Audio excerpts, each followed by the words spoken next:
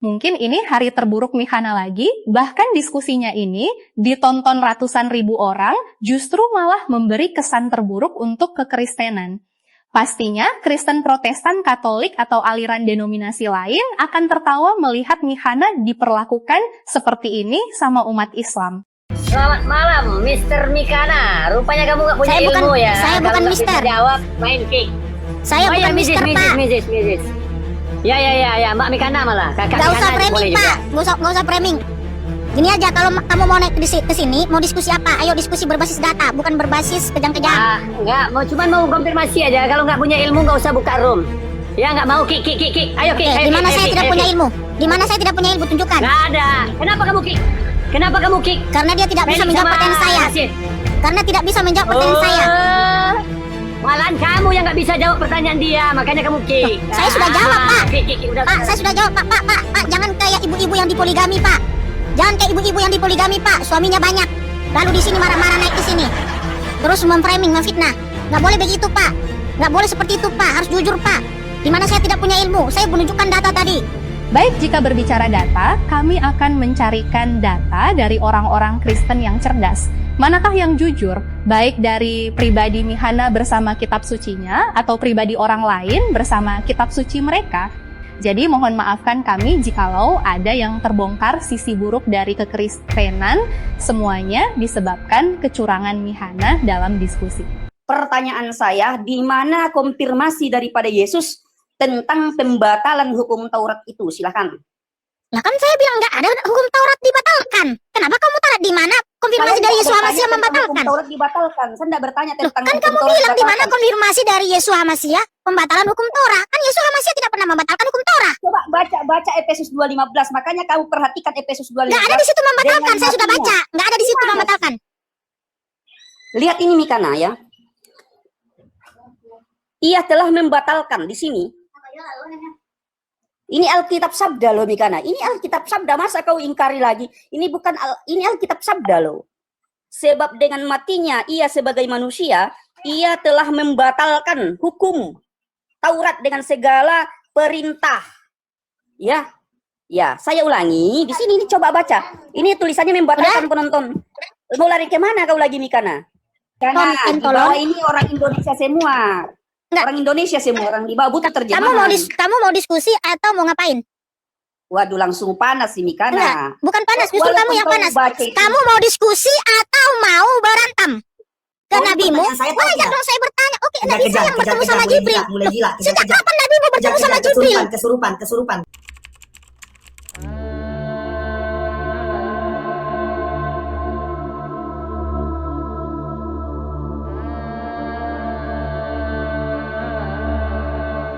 Assalamualaikum. Saya bukan ustazah, saya juga orang yang awam namun baru belajar bersama kalian dengan menyaksikan. Mendengar dari manapun diskusi teman-teman di sosial media. Sekarang mari kita bersama-sama menentukan mana yang jujur dan mana yang dusta egois dan mencari pembenaran diri sendiri di dalam diskusi ini. Oke, pertanyaan saya karena saya rasa Mikana bisa jawab pertanyaan saya. Karena Mikana ini cerdas dan saya butuh jawaban yang literally eksplisit. Ya, pertanyaan saya begini Mikana.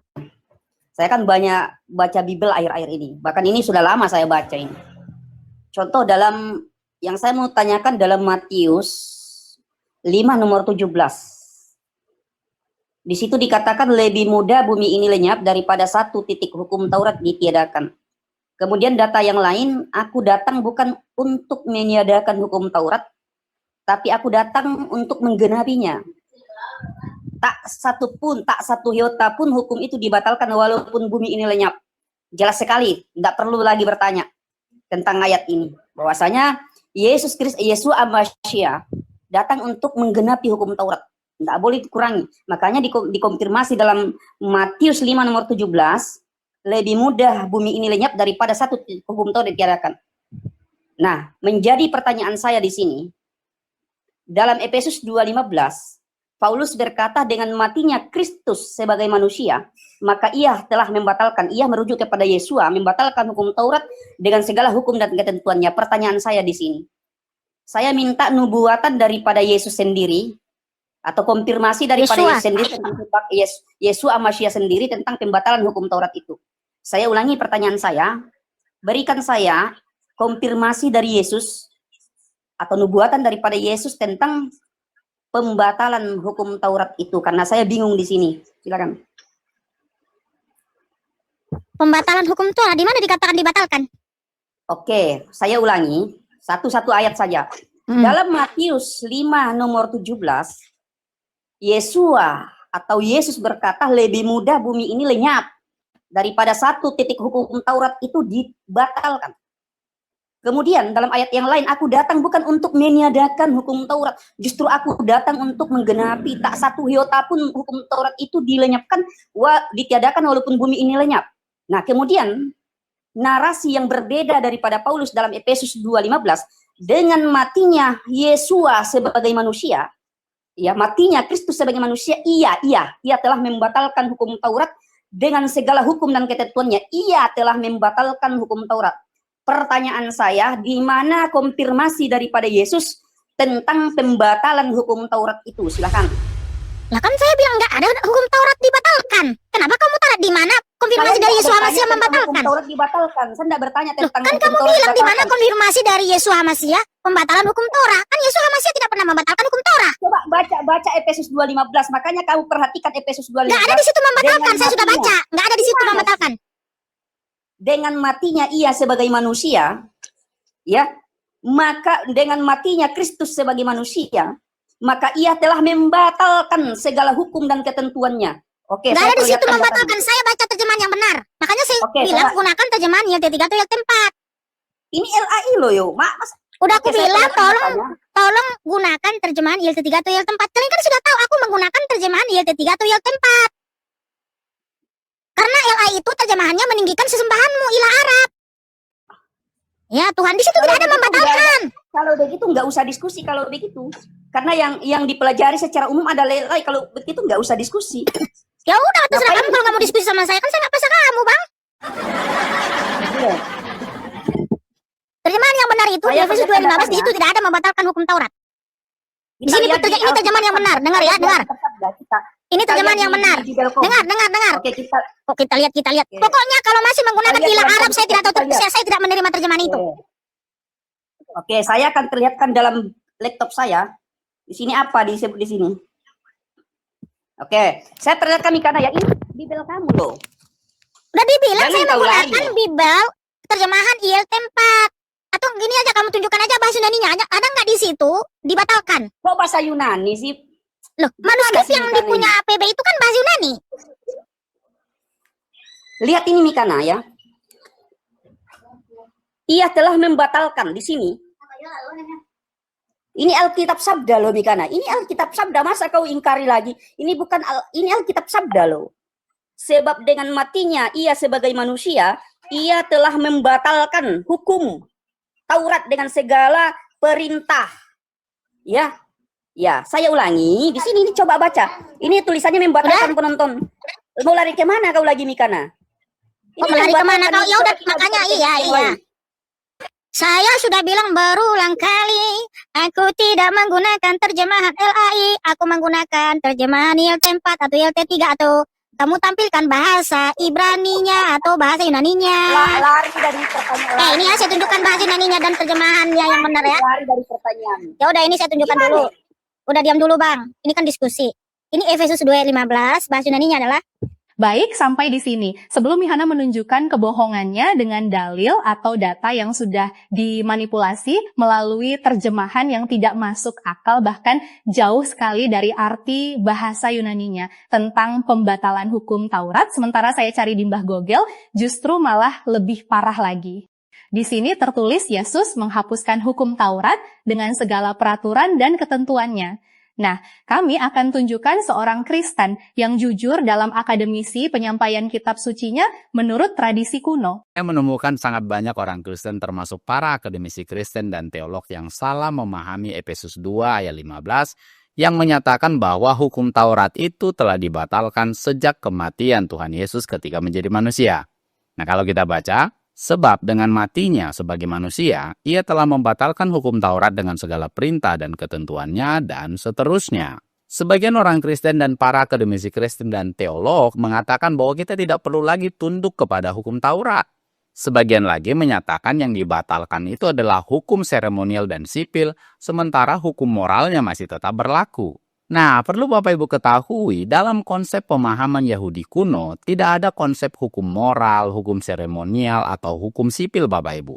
Semua hukum-hukum itu, yaitu 613 mitzvot, itu adalah satu kesatuan yang utuh yang tidak dibagi-bagi berdasarkan kategori yang saya sebutkan tadi Bapak Ibu. Banyak teolog barat yang menciptakan pembagian hukum Taurat menjadi hukum moral, hukum seremonial atau tata cara ibadah, dan hukum sipil. Pembagian seperti itu tidak pernah ada dalam konsep Yahudi kuno, Bapak Ibu. Dengar itu Mihana, bahwa pembagian hukum-hukum seperti itu tidak pernah ada di Yahudi, melainkan pandangan atau tafsiran tentang pasal Efesus itu hanya buatan teologi Kristen Barat. Jadi kita harus berpikir dan menerima pendapat studi orang lain. Bagi Kristen kalian perhatikan ini ya. Paulus berbicara sebagai orang Yahudi di dalam kitab Efesus pasal 2, bukan sebagai seorang teolog Kristen abad ke-16. Kesalahan itu bisa saja muncul karena ada orang non-Yahudi yang tidak paham tentang konsep Yahudi kuno berkenaan dengan hukum Taurat. Pembagian hukum Taurat menjadi hukum moral, hukum seremonial, dan tata cara ibadah dan hukum sipil pun akhirnya masuk ke dalam teologi sistematika di sekolah-sekolah tinggi teologi. Lebih spesifiknya lagi, itu masuk dalam doktrin etika Kristen dan doktrin hukum Allah. Jadi ketika Anda mengikuti pembagian hukum Taurat berdasarkan 3 kategori tadi Bapak Ibu, itu berarti bahwa Anda belum sepenuhnya memahami maksud asli dari hukum Taurat berdasarkan perspektif Yahudi kuno. Saya sudah pernah berdiskusi dengan seorang profesor teologi di salah satu sekolah tinggi teologi terkenal di luar negeri Bapak Ibu. Dan ketika saya tanyakan hal itu, bagaimana pemisahan hukum Taurat menjadi 3 kategori itu pun masih menimbulkan masalah. Karena teolog yang satu itu bisa berbeda pandangan terhadap satu hukum Taurat, apakah itu termasuk kepada hukum sipil atau kepada hukum moral.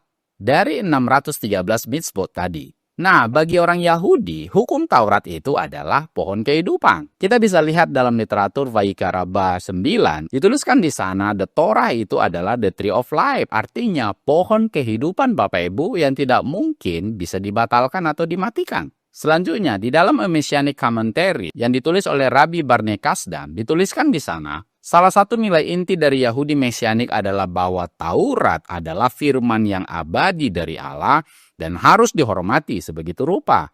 Masalahnya bukan pada Taurat itu sendiri, tetapi pada cara beberapa orang menafsirkan atau menerapkan Taurat suci secara salah. Nah, jadi sudah jelas Bapak Ibu, pembagian hukum Taurat berdasarkan 3 kategori yang mungkin Bapak Ibu dapatkan dari hamba-hamba Tuhan atau dari sekolah tinggi teologi merupakan pandangan yang sangat berbeda sekali dengan pemahaman orang Yahudi. Nah, lantas apa maksudnya dari pembatalan itu Pak Jul? Nah, konteks Efesus 2, tema utamanya adalah perdamaian antara Yahudi dan bangsa-bangsa non-Yahudi. Nah, tembok pemisah di sana diterjemahkan dari kata mesotikon, itu adalah batas sosial ritual yang ada di bait suci Bapak Ibu. Nah, membatalkan hukum di sini maksudnya adalah menghapus pemisahan sosial itu, bukan menghapus Torah atau membuang Torah itu Bapak Ibu. Nah, kata membatalkan di sini diterjemahkan dari kata baku, katargeo, yang artinya adalah menonaktifkan fungsi sesuatu, bukan menghapus atau membatalkan sesuatu Bapak Ibu. Kata baku katargeo juga muncul dalam Roma 6 ayat 6 yang artinya sesuatu itu masih ada tetapi hilang kuasanya. Kita bisa lihat, dituliskan di sana ada katargete yang memiliki bentuk kata baku yang sama dengan Efesus 2 ayat 15 tadi, yaitu katargeo. Paulus memakai kata katargeo untuk kematian dosa di dalam Roma 6 ayat 6, menunjukkan bahwa dosa itu masih ada Bapak Ibu, tetapi tidak berkuasa lagi bagi orang percaya. Nah, kembali kepada konsep Efesus pasal yang kedua tadi.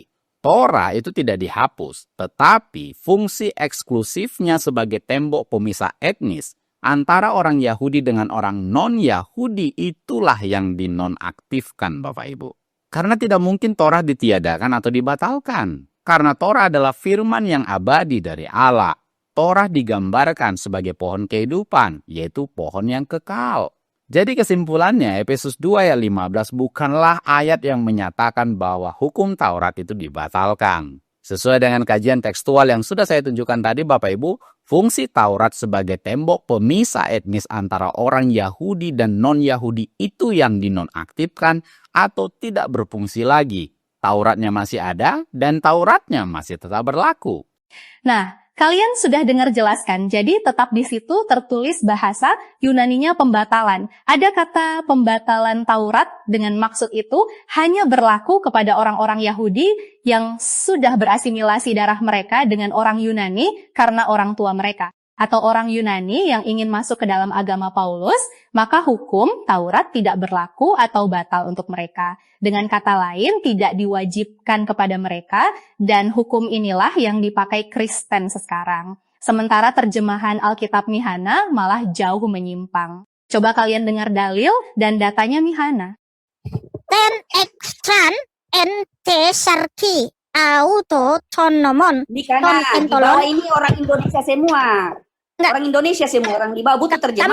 Kamu mau diskusi atau mau ngapain? Waduh, langsung panas ini Enggak, Mikana. bukan panas, justru kamu yang panas. Kamu mau diskusi atau mau berantem?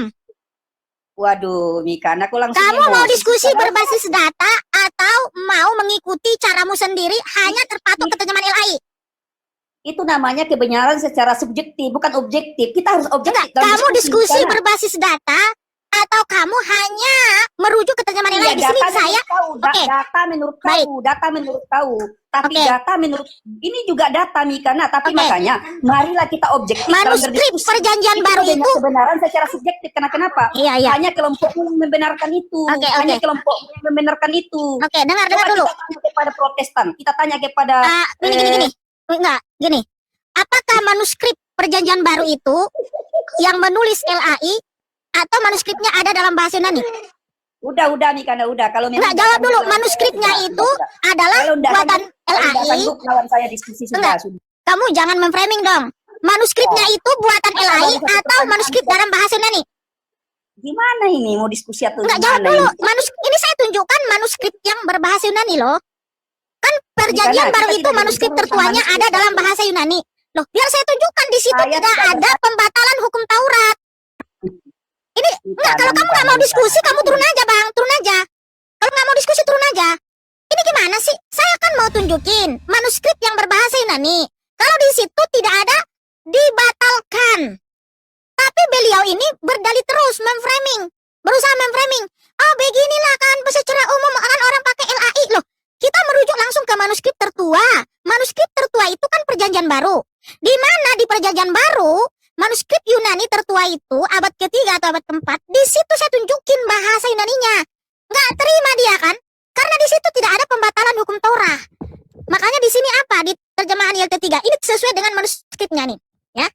Dengan melenyapkan perseteruan di dalam tubuhnya, yaitu Torah tentang perintah-perintah dalam dogma-dogma, supaya dia dapat menciptakan keduanya menjadi satu manusia baru di dalam dirinya dengan membuat damai sejahtera. Inilah terjemahan yang benar, teman-teman. Di situ tidak ada pembatalan hukum Taurat. Tapi karena dia sudah terpojok, nggak bisa menunjukkan data, mulai dia memframing. Kamu bisa diskusi nggak sih? Kalau kamu nggak mampu menjawab, itulah namanya orang polemikus. Keterlaluan. Sok tahu pula dia. Kalau Efesus pasal 2 ayat 15 itu dipahami bahwa dengan matinya Yesus telah membatalkan hukum Taurat, dipahami bahwa Taurat itu dibatalkan, itu berarti bertentangan dengan sabda Yesus sendiri. Jelas Yesus mengatakan dia datang tidak untuk membatalkan hukum Taurat dalam Matius pasal 5 ayat 17. Jadi ada tafsiran yang namanya tafsiran antinomian, anti hukum. Tafsiran itu menekankan kan ini zaman anugerah, zaman perjanjian baru. Tidak perlu lagi kita baca Taurat. Tidak perlu lagi kita mengindahkan hukum-hukum Taurat. Ini yang namanya manusia tercabut dari akar sejarah. Tidak berpijak di tanah. Jadi kira-kira di bumi tetap dia tinggal ditolak, di surga nggak diterima. Karena nggak jelas identitasnya. Kita mesti melihat ini dari sudut pandang yang lurus. Nah, itulah yang akan diterima Mihana. Di bumi dia ditolak, dan di sorga dia juga tidak diterima karena tidak jelas pengajarannya, terlalu banyak menipu daripada berkata jujurnya. Makanya Kristen Mihana ini sangat ditolak oleh kekristenan yang ada di Indonesia. Membenci kitab Yunani, tapi terjemahan kitabnya berasal dari kitab Yunani, menolak nama Allah, padahal orang Yahudi mengakui nama Allah. Tidak ada di situ membatalkan hukum Taurat. Bedanya? Loh, bedanya di sini di Efesus 2 ayat 15 dengan melenyapkan perseteruan di dalam tubuhnya, yaitu Torah tentang perintah-perintah dalam dogma-dogma, supaya dia dapat menciptakan keduanya menjadi satu manusia baru di dalam dirinya dengan membuat damai sejahtera. Di situ melenyapkan perseteruan. Apa itu? Kalau kita baca dari ayat sebelumnya, di ayat 11, oleh karena itu ingatlah bahwa secara lahiriah kamu dahulu adalah bangsa-bangsa yang disebut tak bersunat oleh mereka yang menyebut diri bersunat secara lahiriah yang dilakukan dengan tangan. Bahwa kamu pada saat itu adalah tanpa Hamasyiah yang tidak termasuk kewargaan Israel dan asing terhadap perjanjian ikrar yang tidak memiliki pengharapan dan tanpa Elohim di dalam dunia. Nah, dulu kami itu bukanlah warga Israel. Karena apa? Hanya kepada Israel dulu diberikan Torah. Dulu kalian bukan warga Israel. Iya, di sini bahwa tanpa Hamasyiah kami bukan termasuk kewargaan Israel. Jadi kalian sekarang warga Israel. Yes. Dari mana? Secara roh, secara roh. Secara roh. Bukan secara biologis. Yes. Siapa yang menyebutkan itu? Tuhan Yesus Hamasyiah melalui nabi-nabi dan rasul-rasulnya. Kapan dia menyebutkan? Contoh kayak orang-orang di luar bangsa Israel, dia adalah Israel secara roh atau apa segala macam. Efesus 2 kalau kita baca dan juga Galatia 3. Di situ karena Tuhan Yesus Hamasyiah kan sudah merobohkan tembok pemisah dengan darahnya sendiri. Betul. Itu Di kan mana? cerita. Itu kan Ya, ceritanya di sana. Bukan Itu kan cerita dengan ceritanya. di sini kan sudah jelas kan melenyapkan perseteruan, artinya merobohkan tembok pemisah. Karena apa? Betul. Taurat itu, Torah itu kan diberikan kepada bangsa Israel. Dan bangsa-bangsa lain itu adalah bangsa Goim. Di mana Israel itu adalah anak sulung. Mereka adalah anak sulung Bapa Yahweh. Sedangkan bangsa-bangsa lain itu adalah bangsa Goim. Ya. Tetapi ketika Tuhan Yesus Hamasyiah datang menggenapi hukum Taurat, dia merobohkan tembok pemisah sehingga melalui darahnya mempersatukan seluruh dunia yang telah mendamaikan segala sesuatu dengan darah salibnya, baik yang ada di surga maupun yang ada di bumi, sehingga kita juga menjadi anggota kerajaan surga, yaitu Siapa yang bilang begitu? Efesus 2 ayat 19. Efesus Karena yang bilang. itu kemudian kamu bukan lagi asing dan tak dikenal, melainkan sesama warga orang-orang kudus dan anggota keluarga Elohim. Oh, haleluya. Siapa yang bilang itu? Firman Tuhan yang bilang. Ya, Efesus itu siapa yang menuliskan? Oke, Efesus memang yang menulis adalah Rabi Saul. Siapa itu? Rabi Saul, utusan Tuhan Yesus Masiah. Utusannya. Ya, Nah, legalisirnya ada yang tidak penulisannya bahwa memang Yesuslah yang memerintahkan untuk mengatakan hal tersebut. oke. Di mana di Kisah Para Rasul 9, Jadi Paulus semua nih, ini kata-kata Paulus semua. dari 14 surat umum, itu memang ditulis oleh Rabi Saul, Betul. dan itu atas perintah Yahweh Yesus Masiah. Di mana perintah itu ada? Ada Oke. tidak perintah khusus yang bisa kita Betul. ini bisa kita Iya. lihat dibaca di mana? Oke, baik. Karena di Kisah Para Rasul 9 ayat 15 di sini Tuhan sendirilah yang memilih Rabi Saul. Dan beliau dipilih oleh Tuhan itu sendiri melalui Ananias, murid Tuhan Yesus Masiah. Jadi Rabi Saul tidak ngaku-ngaku sendiri. Ya, di mana dia mengatakan itu? Di tulisan mana? Oke. Ini dia ya. Kisah Para Rasul 9 ayat 15. Nah, Kisah Para Rasul 5 ayat 19 ini siapa yang menuliskan? Ini yang nulis adalah Dr. Lukas. Lukas yang ngomong. Ini yang nulis Dr. Lukas. Iya, Lukas yang ngomong, yang nulis. Bukan dia menulis firman Tuhan. Karena apa? 2 Timotius 3 ayat 16. Sebentar ya. Ya. Pelan-pelan ini kan. Iya, pelan-pelan dong. Kadang kan yang bertanya mulai kejang-kejang, ini contoh si Felix. Ketika saya tunjukkan data bahwa di situ tidak membatalkan Udah, Torah, lanjutin mulai aja, udah. panik, kejang-kejang, kerasukan. Iya, iya. Iya. Iya. Tadi dia turun sendiri atau bagaimana ya? Saya tidak ada turunin dia ya. Iya, Atau iya. mungkin terserah. moderator atau Iya, apa, ya udah karena ya. ngeyel. Iya. Lanjut. Siapa yang ngomong? Oke. Setahu saya sampai sekarang Kisah Para Rasul itu ada 2 yang menuliskan. Salah satunya juga Paulus. Betul? Iya, ada sebagian. Ada sebagian. Yang mana aja yang ditulis Paulus, yang mana aja yang dituliskan Dokter Lukas. Tiba-tiba dokter dia. Iya, itu nanti kita bisa teliti ya, tapi jangan ke situ dulu karena panjang. Ya. Nah, di 2 Timotius 3 ayat 16, seluruh kitab diilhami Elohim dan bermanfaat untuk pengajaran, untuk teguran, untuk perbaikan, untuk pendidikan dalam kebenaran. Sehingga manusia Elohim yang diperlengkapi untuk setiap pekerjaan baik dalam dapat menjadi sempurna. Nah, jadi dari Kejadian sampai Wahyu ada 66 kitab. Itu semua diilhami oleh Elohim. Karena Ruach HaKodes lah, yaitu Yahweh Elohim lah yang memerintahkan kepada para nabi dan kepada utusan-utusan rabi-rabi untuk menuliskan firman Tuhan Yahweh. Atau apa yang sudah terjadi, apa yang disaksikan, apa yang disampaikan Tuhan, nubuatan Tuhan dan lain sebagainya, itu diperintahkan untuk ditulis dalam satu kitab. Nah, Rabi Saul itu diutus oleh Tuhan itu sendiri melalui Ananias. Di Kisah Para Rasul 9 ayat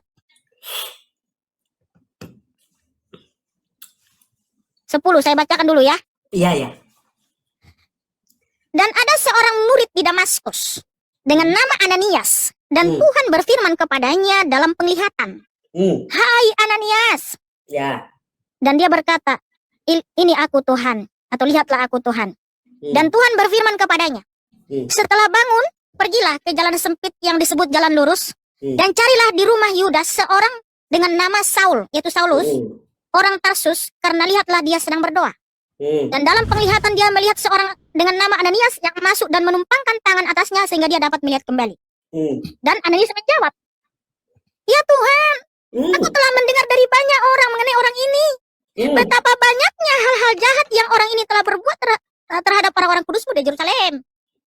Bahkan di sini dia memiliki wewenang dari imam-imam kepala untuk membelenggu semua orang yang memanggil namamu." Namun Tuhan berfirman kepadanya, "Pergilah, karena orang ini adalah alat pilihan bagiku untuk membawa namaku ke hadapan bangsa-bangsa dan raja-raja serta Bani Israel. Sebab aku akan menunjukkan kepadanya betapa banyaknya hal yang seharusnya dia derita demi namaku." Nah, di sini ini kata Dokter Lukas. ini kota Dokter Lukas. Ini ditulis firman Tuhan, ini ditulis. Kejadian ini Dokter Lukas. Ini ada kejadian. Ya, Tuhan sendiri datang menjumpai Ananias. Oh, jadi Ananias pernah bertemu dengan Tuhan. Nah, ini di sini Tuhan datang menjumpai Ananias. Makanya semua nabi-nabi, rasul-rasul itu bertemu Tuhan. Cuman di agamamu aja orang tidak ada pernah bertemu Tuhan. Oh, semuanya pernah ketemu dengan Yesus. Makanya aku tanya, nabimu ada pernah nggak berjumpa Tuhan? Siapa yang mengonfirmasi? Pernah nggak orang lain pernah berjumpa Tuhanmu selain tanggal berapa siapa sekarang? coba? Oh, lagi mens dia. Oh tidak. Jangan kau fitnah. Ya, saya tidak fitnah. Artinya saya tahu bahwa Yesus pernah bertemu dengan Lukas. Selesai toh? Santai dong. Yesua HaMasiah kan di situ sudah jelas datang menjumpai Ananias. Jadi waktu mereka hidup di zaman itu, mereka semua itu saling mengkonfirmasi apa yang mereka alami. Jadi dia turun kedua kalinya. Pak, Yesus kedua kalinya. Ketemuan di mana? Ketemuan di mana? Dokter Lukas dengan Yesus ketemuan di mana? Orang-orang di zaman itu, rasul-rasul, mereka saling mengkonfirmasi kalau dia bertemu dengan Tuhan. Oh, ada talaki gitu kayak Nabi Muhammad dengan ini. Apa enggak ada? Emang nabimu pernah berjumpa sama Tuhan? Pernah. Pernah, tapi kalau ketemu dengan Jibril pernah. Siapa lagi yang pernah bertemu sama Jibril selain nabimu? Siapa yang pernah berjumpa sama Jibril? Enggak, kalau betul Jibril itu ada. Enggak, belum selesai ini kita. Belum selesai. Ke nabimu gimana sih? Belum selesai. Ketika kamu bawa, ketika kamu bawa, ketika kamu comparing ke nabimu, wajar dong saya bertanya. Oke, nabi saya yang bertemu sama Jibril. Sejak kapan nabimu bertemu sama Jibril? Kesurupan. Di mana saya kesurupan? Di mana datanya nabimu bertemu sama Jibril? Dan siapa yang mengkonfirmasi kalau Muhammad pernah bertemu sama Jibril? Udah nggak bisa saya bertanya, udah nggak bisa jawab. Makanya kalau kamu bertanya itu bagus-bagus lah. Di mana saya kesurupan? Jawab dong pertanyaan saya. Saya mau lanjutkan. Siapa yang pernah berjumpa sama Jibril? Kalau betul nabimu pernah berjumpa sama Jibril, ini loh. Ketika engkau comparing keimanmu, wajar dong saya bertanya. Kita live ya, karena bentar lagi saya ternyata di sini mau promosi. Udah mulai kesetanan. Ayo, diturunin saya. Ayo, udah nggak bisa dijawab. Hei, Rasid. Saya mau nanya. Rasid. Enggak, jawab dulu pertanyaan saya. Ketika saya menjawab, belum selesai. Jawab dulu pertanyaan saya. Kenapa kamu bilang, kayak nabi saya dong yang bertemu sama Jibril? Kan kamu bilang, kayak nabi saya dong. Enggak, jawab pertanyaan saya, Rasid. Jawab dulu pertanyaan saya. Gini loh, gini. Ketika saya membahas firman Tuhan di sini, kenapa kamu comparing ke Semua nabimu? kau jawab Kamu dengan bilang cara- kayak nabi saya dong bertemu dengan Jibril. Saya mau jawab. Lah, Saya mau pertanyaan tanya saya, Dr. Lukas. Saya mau sejak tanya kapan Dr. nabimu Lukas. bertemu sama Sejak Jibril? kapan Siapa yang tiba-tiba jadi mengkonfirmasi? Siapa yang Sejak kapan mengkonfirmasi? Lukas tiba-tiba jadi dokter? Siapa yang mengkonfirmasi? Siapa yang ngasih titel dokter Lukas? Siapa yang mengkonfirmasi? Jawab dulu, siapa yang mengkonfirmasi nabimu ngasih bertemu titel sama Dr. Jibril? Lukas? Ih Tuhan, Siapa? siapa yang mengkonfirmasi? Kejang-kejang. Enggak, sekali lagi saya tanya. Kenapa? Kalau kamu nggak mau jawab, kamu turun aja. Kejang-kejang. Saya Kejang-kejang tanya. nggak sanggup, nggak sanggup. Saya tanya, siapa yang mengkonfirmasi nabimu ketemu sama Jibril? Sejak kapan? Sejak kapan? Sejak kapan? Lagi saya diturunkan. Iya, saya turunkan kamu. Beginilah diskusinya Mihana, selalu emosi jika tidak semua argumentasinya yang tidak masuk akal ditentang atau dipertanyakan, dan selalu saja menyerang Islam untuk menutupi kelemahannya. Semua orang yang naik dan tidak sependapat dengan dirinya habis ditendang keluar dari komal debatnya. Bagaimana mau diskusi mencari kebenaran kalau hanya pendapatnya Mihana saja yang benar, sementara pendapat orang lain dianggap salah karena tidak sesuai dengan kitab sucinya. Makanya Bapak ini naik langsung marah dan mengatakan bahwa Mihana penginjil Kristen yang tidak berilmu. Ketika saya menjawab nih, ada datanya semua nih, kejang-kejang mereka kan? Kejang-kejang mereka guys. Dia bilang gini, oh berarti seperti nabi saya dong. Loh, wajarlah saya bertanya. Kalau betul nabimu bertemu sama Jibril, siapa yang mengkonfirmasi? Itu aja jawab. Kalau di sini ada yang mengkonfirmasi. Ketika Rabi Saul bertemu sama Tuhan, dikonfirmasi sama Ananias. Kenapa Ananias bertemu sama Tuhan? Tuhan memberitahu kepada Ananias kalau Rasul Saulus diberi penglihatan. Aduh, gimana sih kamu ini? Dua orang guys hari ini naik yang tidak jelas. Mungkin baru keluar dari Noroko kali, jadi kepanasan. Dibilang kamu kerasukan, kejang-kejang. Loh, jawab pertanyaan saya, Mas. Halo, Mas. Selamat malam, Mr. Mikana. Rupanya kamu nggak punya Saya bukan- ilmu ya. saya Kalau bukan nggak bisa Mister. jawab, main kick. Saya bukan Mister, Pak. Mrs.